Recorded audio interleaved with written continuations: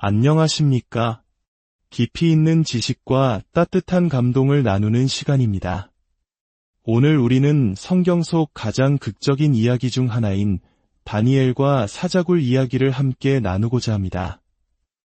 이 이야기는 어린 시절 주일학교에서 들었던 동화처럼 친숙하지만 그 안에는 시대를 초월하여 우리의 삶과 신앙에 깊은 울림을 주는 강력한 메시지가 담겨 있습니다. 오늘 이야기를 시작하기에 앞서 잠시 여러분의 마음을 모아주시면 감사하겠습니다. 이 이야기가 여러분의 마음에 울림을 준다면 구독과 좋아요를 통해 더 많은 분들과 이 은혜를 나누는 일에 동참해주세요. 여러분의 작은 손길이 누군가에게는 큰 위로와 희망이 될 수 있습니다.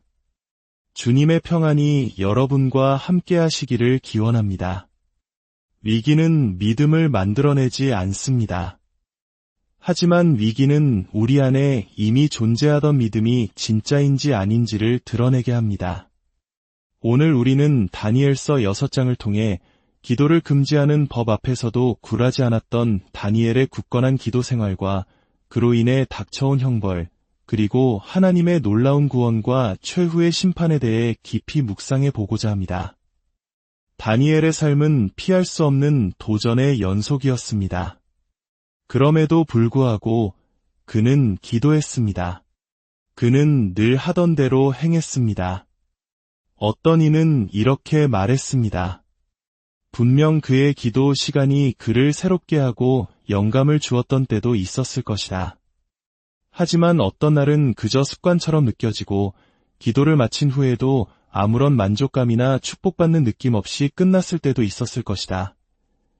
그럼에도 불구하고 다니엘은 감정의 기복과 상관없이 하나님과의 교제를 삶의 가장 중요한 고정점으로 삼았고 그 관계의 힘과 실제를 굳건히 지켜나갔습니다. 기도는 때로 우리에게 하나님의 임재를 생생하게 느끼게 해주지만 그렇지 않을 때도 있습니다. 다니엘은 좋을 때나 힘들 때나 마음이 뜨거울 때나 차가울 때나 변함없이 하나님께 헌신했습니다. 그는 뛰어난 인물이었고 그로 인해 시기와 미움을 받았습니다. 그리고 결국 모함을 받아 끔찍한 형벌을 선고받고 사자굴에 던져졌습니다. 왕은 자신이 만든 법에 더대 스스로 갇히고 말았습니다. 한번 선포된 메디아와 페르시아의 법은 왕이라도 바꿀 수 없었기 때문입니다. 이는 마치 자신이 발명한 레이더 과속 단속기에 자신이 걸린 과학자 로버트 와스마트의 이야기와 같습니다. 그는 자신이 만든 발명품의 희생양이 되었죠. 다리오 왕 역시 신하들의 계략과 아첨에 넘어가 섣불리 내린 명령 때문에 이제는 자신이 아끼던 신하 다니엘을 구하지 못하는 무력한 희생양이 되었습니다. 성경 14절은 왕이 이 소식을 듣고 심히 근심하여 다니엘을 구원하려고 마음을 썼다고 기록합니다. 그는 해가 질 때까지 그를 구하기 위해 애썼지만 법을 바꿀 수는 없었습니다. 결국 16절에서 왕은 명령을 내릴 수밖에 없었습니다. 이에 왕이 명령함에 다니엘을 끌어다가 사자굴에 던져 넣는지라. 고대 페르시아 제국에서 사자는 왕족과 귀족들의 스포츠와 권력의 상징이었습니다. 사자굴은 단순한 우리가 아니라 굶주린 맹수들이 갇혀있는 깊은 구덩이였습니다. 아마도 맹수들이 드나드는 경사로가 있었을 것이고 먹이를 던져주는 또 다른 입구가 있었을 겁니다. 짐승들은 경사로로, 죄인들은 먹이가 던져지는 구멍으로 던져졌습니다. 생각만 해도 끔찍한 장면입니다. 여기 한 남자가 있습니다. 수십 년간 바빌론 제국에서부터 페르시아 제국에 이르기까지 여러 왕을 섬기며 충성을 다한 신하. 이 제 80세가 넘은 노인입니다. 그는 여전히 탁월하게 업무를 수행하고 있었습니다. 그러나 동료들은 그를 미워하고 시기하고 거부했습니다. 그들은 다니엘의 신앙을 빌미로 꾸며낸 혐의를 씌웠고 이제 왕은 그를 사자굴에 던지라는 명령을 내려야만 합니다. 우리는 이 사건이 단순히 직장 내의 시기심에서 비롯된 해프닝이 아님을 기억해야 합니다. 다니엘을 제거하려는 이들의 시도는 모든 시대 속에서 하나님의 나라의 흔적을 파괴하려는 악한 세력의 시도와 맞닿아 있습니다. 세상의 제국들이 흥망성쇠를 거듭하는 인간 역사의 중심에서 하나님의 나라를 무너뜨리려는 어둠의 왕국의 손길이었던 것입니다. 이 모든 증오와 불화의 근원을 이해하기 위해서는 우리는 창세기 3장 15절의 말씀으로 돌아가야 합니다. 신학자 싱클레어 퍼거슨의 말처럼 이것은 하나님의 나라를 전멸시키려는 어둠의 왕국의 손길이었습니다. 왕은 다니엘에게 마지막 희미한 희망을 담아 말합니다. 내가 항상 섬기는 너의 하나님이 너를 구원하시리라. 17절을 보십시오.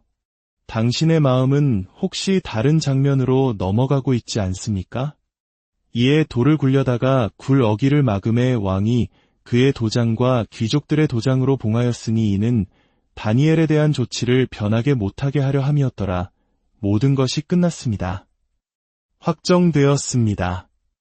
이 장면은 우리를 또 다른 돌, 또 다른 봉인된 무덤으로 이끌어갑니다.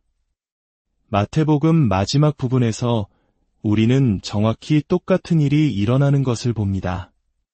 대제사장들과 바리새인들이 빌라도에게 와서 말합니다.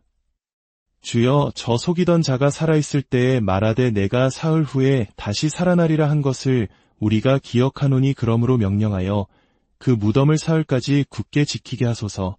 빌라도는 그들에게 경비병을 내주며 할 수 있는 대로 굳게 지키라고 말합니다. 그리하여 그들은 가서 돌을 임봉하고 경비병으로 무덤을 굳게 지켰습니다. 한 찬송가의 가사가 떠오릅니다. 헛되이 그 무덤을 지키네, 예수 내 구주. 헛되이 그 돌을 봉했네, 예수 내 주. 그들은 이제 모든 것이 끝났다고, 이 사기꾼을 마침내 처리했다고, 이 모든 어리석은 소동이 끝났다고 생각했습니다. 그것이 바로 어둠의 왕국이 다니엘을 향해 행했던 것과 정확히 같습니다. 그를 봉인해버리면 모든 것이 끝날 것이라고 생각했습니다. 그러나 죽음은 예수님을 가두지 못했습니다. 그는 무덤의 권세를 깨뜨리시고 부활하셨습니다. 한 흑인 연가 가수는 이렇게 노래했습니다. 어서 내 손에 못을 박아라. 내가 서 있는 그곳에서 나를 비웃어라. 하지만 나는 다시 일어나리라. 이 땅의 어떤 권세도 나를 묶어둘 수 없네. 이것이 바로 이야기의 핵심입니다. 밤이 깊어갔지만 아무도 잠들지 못했습니다. 왕은 식사도 하지 않고 어떤 오락도 즐기지 못하고 뜬 눈으로 밤을 새웠습니다. 흥미롭게도 사자들도 아무것도 먹지 않았습니다. 그리고 19절, 이튿날에 왕이 새벽에 일어나 급히 사자굴로 가서 얼마나 영광스럽고 밝은 아침입니까? 희망이 동트는 새벽이었습니다. 장면을 상상해 보십시오. 왕이 다니엘이 있는 굴에 가까이 이르러서 슬피 소리 질러 다니엘에게 묻습니다. 그의 목소리는 아마 고통으로 떨렸을 것입니다. 평소에 위험 있는 왕의 목소리가 아니라 오, 다니엘아, 살아있느냐? 하는 절규에 가까웠을 겁니다. 그때 굴 속에서 다니엘의 목소리가 들려옵니다. 나의 하나님이 이미 그의 천사를 보내어 사자들의 입을 봉하셨으므로 사자들이 나를 상해하지 못하였사오니 이는 나의 무죄함이 그 앞에 명백함이오며 또 왕이여 나는 왕에게도 해를 끼치지 아니하였나이다. 얼마나 엄청난 간증입니까? 왕은 이 말에 압도당했습니다. 다니엘은 결백했고 오직 하나님께 의존했습니다. 구약 성경에서 사자의 파괴적인 힘은 종종 타락한 세상의 혼돈과 부조와 길들여지지 않는 무질서의 상징으로 사용됩니다. 악한 자, 사탄이 우는 사자처럼 묘사되는 것은 결코 우연이 아닙니다.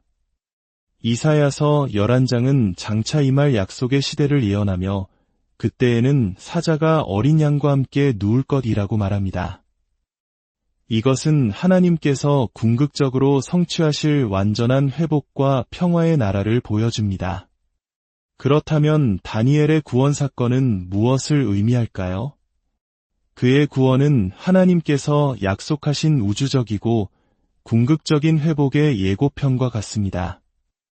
파괴하고 삼키는 것만이 목적인 맹수들이 아침 햇살 아래에서 온순하게 있는 모습. 이것은 위기의 순간에 하나님께서 당신의 나라를 보존하시기 위해 이미 완성된 하나님 나라의 능력을 고난의 현실 속으로 가져오신 것입니다.